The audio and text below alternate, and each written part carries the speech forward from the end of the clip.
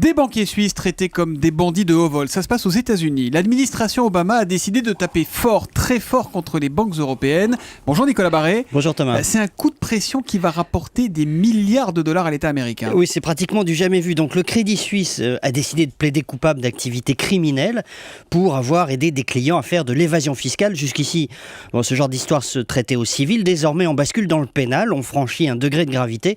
Le ministre de la Justice de Barack Obama, Eric Holder, qui est un dur, a décidé vraiment de frapper très fort, non sans quelques arrière-pensées politiques probablement. Mais alors quelles sont ces arrière-pensées? C'est d'affaiblir des banques européennes? Alors, disons que depuis le début de la crise financière de 2008, beaucoup de banques américaines ont été poursuivies au civil et condamnées à plusieurs milliards de dollars pour diverses turpitudes, notamment pour les subprimes.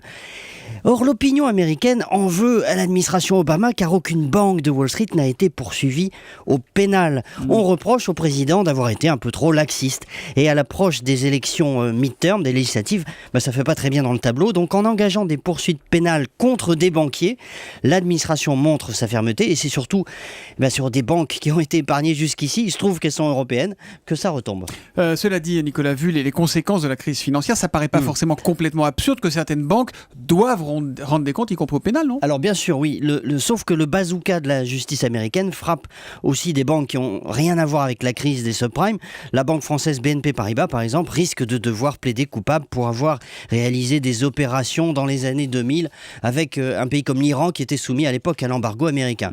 Très vieille histoire, mais enfin qui pourrait lui coûter plusieurs milliards de dollars. Donc vous voyez, tout y passe. Avec ces poursuites contre les banques, les États-Unis ont quand même déjà récolté 100 milliards de dollars. Et ça n'est pas fini.